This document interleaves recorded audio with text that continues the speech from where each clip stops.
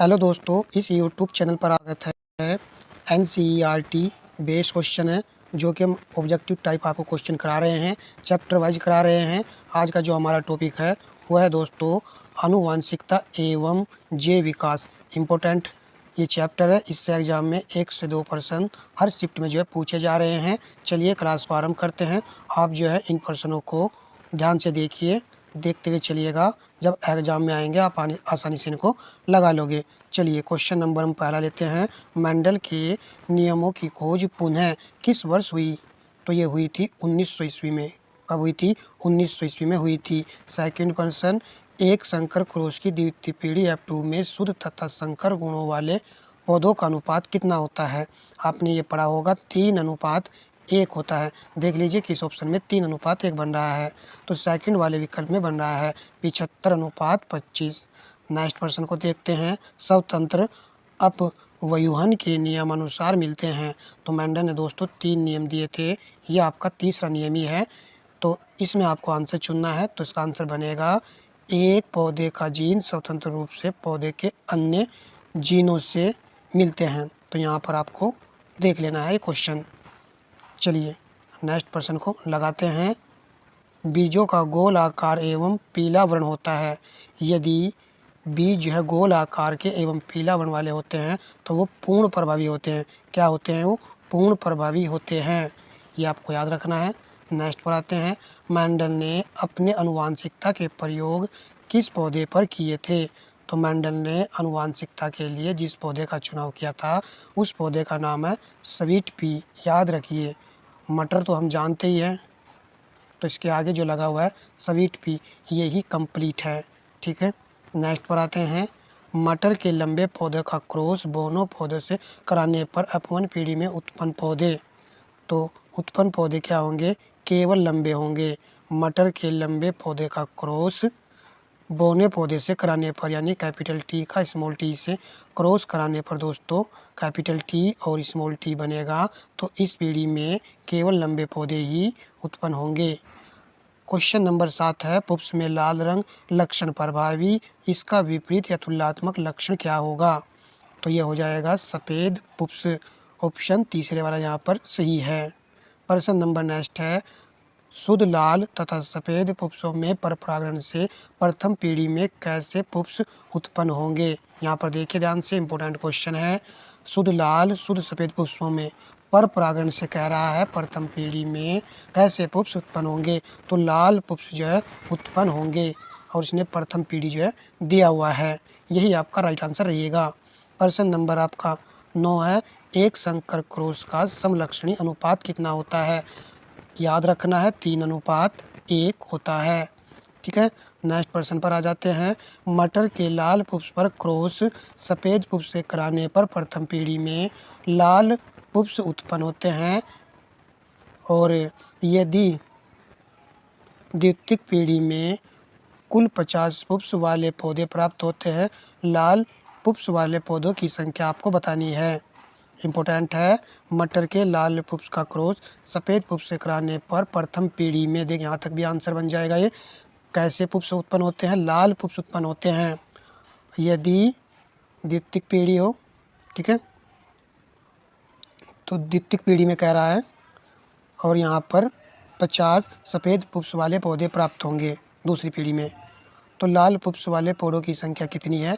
150 है दोस्तों, क्योंकि इसका 3:1 का रेशो होता है। अभी आपने पढ़ा भी होगा, यहाँ पर 150 और यहाँ पर 50। ठीक है, 50 या 150 यही आएगा। तो इस तरीके से आप क्वेश्चन को हल कर सकते हो। प्रश्न नंबर आपका 11 है। युग्मक बनते समय जीन के जोड़े में से केवल एक जीन युग्मक में प्रवेश करता है, यह सिद्धांत है। तो पृथक्करण के नियम का ये सिद्धांत है। जो है मेंडल ने 3 नियम दिए थे। पहला नियम था प्रभाविकता का नियम, दूसरा नियम था पृथक्करण के नियम, तीसरा नियम था स्वतंत्र अपवहन के नियम का। तो यहाँ पर युग्मक बनते समय जीन के जोड़े में केवल एक जीन युग्मक में प्रवेश करते हैं, इसको कहते हैं पृथक्करण के नियम का सिद्धांत। नेक्स्ट प्रश्न पर आते हैं। मटर के लंबे पौधे का क्रॉस बोनो पौधे से कराने पर प्रथम पीढ़ी में लंबे पौधे प्राप्त होते हैं। क्वेश्चन पहले भी बना है, आपने देखा है, जैसे जैसे हम करते जा रहे हैं। तो प्रथम पीढ़ी में लंबे ही पौधे प्राप्त होते हैं, द्वितीय पीढ़ी में प्राप्त पौधे होंगे तो दूसरी जो पीढ़ी में प्राप्त पौधे होंगे वे लंबे और बौने दोनों होंगे। ठीक है, दूसरी पीढ़ी में लंबे भी होंगे और बौने भी होंगे। नेक्स्ट प्रश्न, मेंडल का प्रायोगिक पौधा क्या था? स्वीट पी था। ठीक है, इसको याद कर लीजिए, मीठा मटर इन्होंने लिया था। नेक्स्ट पर आते हैं, आनुवांशिक एकक जो गुणसूत्रों पर पाए जाते हैं जीन कहलाते हैं। तो फोर्थ विकल्प यहाँ पर सही है।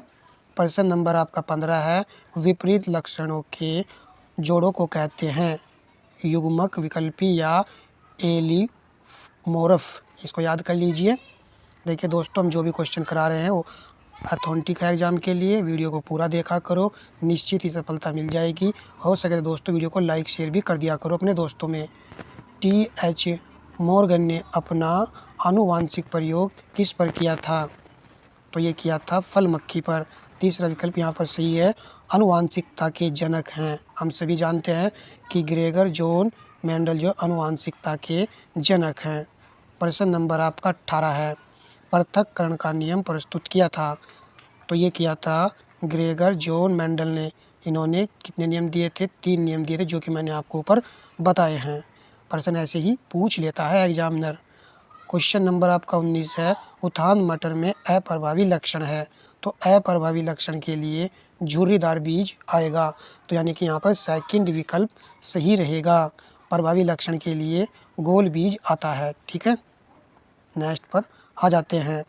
आनुवांशिकता के प्रयोग के लिए मेंडल ने निम्नलिखित में से कौन से पौधे का उपयोग किया था? यहाँ पर सीधा सीधा इसने मटर लिख दिया है, तो आपको भी मटर पर ही टिक कर लेना है। जीन शब्द का प्रयोग सर्वप्रथम किसने किया था? तो जीन शब्द का प्रयोग सर्वप्रथम जोहानसन ने किया था। सेकंड विकल्प यहाँ पर राइट आंसर हो जाएगा। प्रश्न नंबर आपका 22 है, निम्नलिखित में से आनुवंशिक पदार्थ है, आनुवांशिक पदार्थ होते हैं DNA। तो यहाँ पर सेकंड विकल्प सही है। प्रश्न नंबर आपका 23 है, प्रोकैरियोटिक कोशिकाओं में DNA पाया जाता है। तो DNA किस में पाया जाता है? आपको इसका आंसर चुनना है, कोशिका द्रव्य में। पहला विकल्प यहाँ पर सही है। नेक्स्ट प्रश्न पर आ जाते हैं, आनुवांशिकी का गुणसूत्र सिद्धांत प्रस्तुत किया? वाटर एस अस्टन ने। किसने किया था? ये किया था वाटर एस सटन ने। प्रश्न नंबर 25 है, मोस्ट इम्पोर्टेंट है, मनुष्य के शुक्राणु में ऑटोसोम्स की संख्या कितनी होती है? तो ऑटोसोम्स की संख्या जो है दोस्तों 22 होती है, इसको याद कर लेना है। क्वेश्चन नंबर नेक्स्ट है, किस आनुवांशिक लक्षण के जीन X गुणसूत्र पर होते हैं? तो राइट आंसर रहेगा होमोफीलिया। तो यहाँ पर थर्ड विकल्प सही आंसर था। गुणसूत्र किस पदार्थ के बने होते हैं? तो गुणसूत्र दोस्तों DNA और प्रोटीन के बने होते हैं। केंद्रक बना होता है, केंद्रक बना होता है न्यूक्लियो प्रोटीन से। फोर्थ विकल्प यहाँ पर सही है। DNA अणु में A+T = C+G। यहाँ पर लिखा हुआ है एडिनिन, G का अर्थ होता है गवानीन, C का साइटोसिन और T का थाइमीन। तो DNA अणु में आपको ये वाली कंडीशन याद रखनी है, A+T C+G। नेक्स्ट, रक्त में ऑक्सीजन की कमी से लाल रक्त कणिकाओं में उत्पन्न रोग है। तो ये दार्थ कोशिका अल्प रक्तता का रोग उत्पन्न होता है। ठीक है, नेक्स्ट पर आते हैं, जीवन के उद्भव से संबंध में सर्वाधिक महत्वपूर्ण प्रयोग था।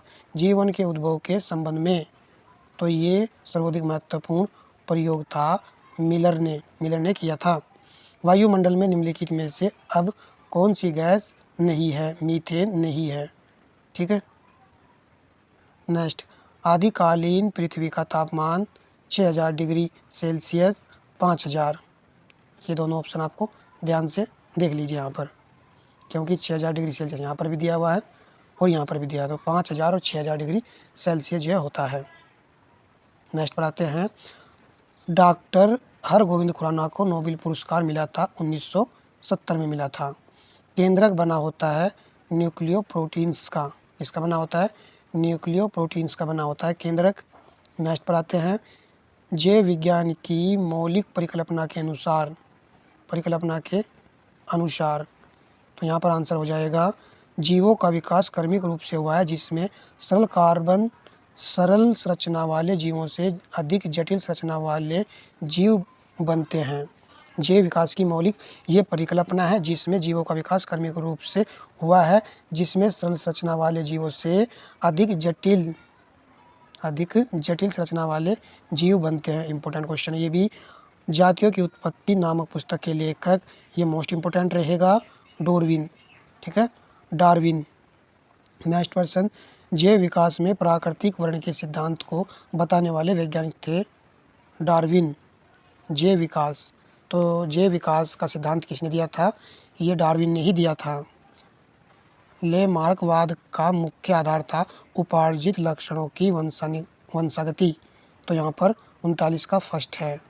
क्वेश्चन नंबर 40 है, जीन में अचानक परिवर्तन को कहते हैं उत्परिवर्तन। पहला विकल्प सही है। प्रथम जीव उत्पन्न हुए, तो प्रथम जीव जो है उत्पन्न हुए थे, जल में हुए थे। ये भी एक अच्छा फैक्ट है।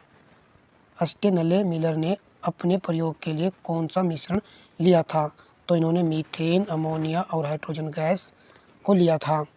नेक्स्ट पर आते हैं, जीवों में वही गुण आनुवंशिकगत होते हैं जो प्रभाव डालते हैं जनन कोशिकाओं पर ये प्रभाव डालते हैं। जीव की उत्पत्ति हुई तो सागर में हुई। 2 क्वेश्चन पूछ लिए गए हैं यहीं पर, जल में या फिर सागर में। रासायनिक विकास के किस चरण में न्यूक्लियोप्रोटीन्स का निर्माण होता है? तो ये चक्र जो है आपका 4th है, 4था चरण है। नेक्स्ट, जीवों में विभिन्नताएं उत्पन्न होती है। तो ये इंपॉर्टेंट क्वेश्चन है, एग्जाम में बहुत पूछा गया था ग्रुप डी में प्रीवियस ईयर में। लैंगिक जनन द्वारा जीवों में विविधता उत्पन्न होती है। ठीक है, प्रश्न नंबर आपका 47 है। लेमार्क का मूल सिद्धांत क्या है? उपार्जित लक्षणों की वंशागति। दोस्तों वीडियो को लाइक अवश्य कीजिएगा, आपसे रिक्वेस्ट की जा रही है। लेमार्कवाद का मुख्य आधार क्या है? देखिए 2 से 3 क्वेश्चन इसी के रिपीट हो चुके हैं। उपार्जित लक्षणों की वंशागति, यह समझात अंगों के उदाहरण नहीं है, तो समझात अंगों के उदाहरण नहीं है, उसका चयन करना है। हमारा हाथ और मेंढक का गर्भपात है, हमारे दांत हाथी के दांत है, घास एवं आलू के ऊपरी भूस्तारी ये भी है, पक्षी के पंख और चमगादड़ के पंख, पक्षी के पंख और चमगादड़ के पंख ये नहीं है। तो सी विकल्प यहाँ पर राइट आंसर है।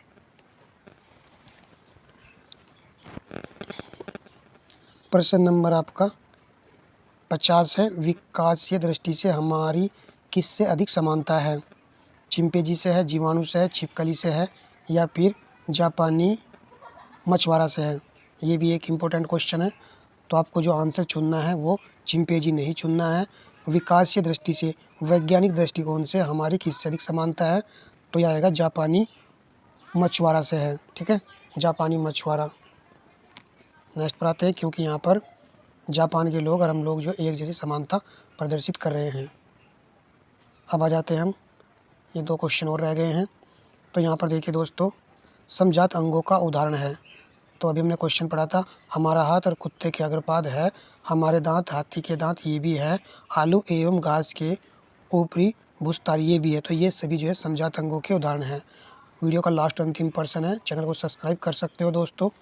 चलिए, मंडल के प्रयोग में लंबे मटर के पौधे जिनके बैंगनी पुष्प का संकरण बोने पौधे जिनके सफ़ेद पुष्प से कराया गया, इनकी संस्तति के सभी पौधों में पुष्प बैंगनी रंग के थे। तो जब हमने इनका क्या कराया है, संकरण कराया है, तो सभी पौधे बैंगनी रंग के थे, परंतु उनमें से लगभग आधे बौने। इसे कहा जा सकता है कि लंबे जनक पौधों की आनुवांशिक रचना क्या होगी? लंबे की पूछ रहा है ये। तो राइट आंसर हो जाएगा option C, capital T small T.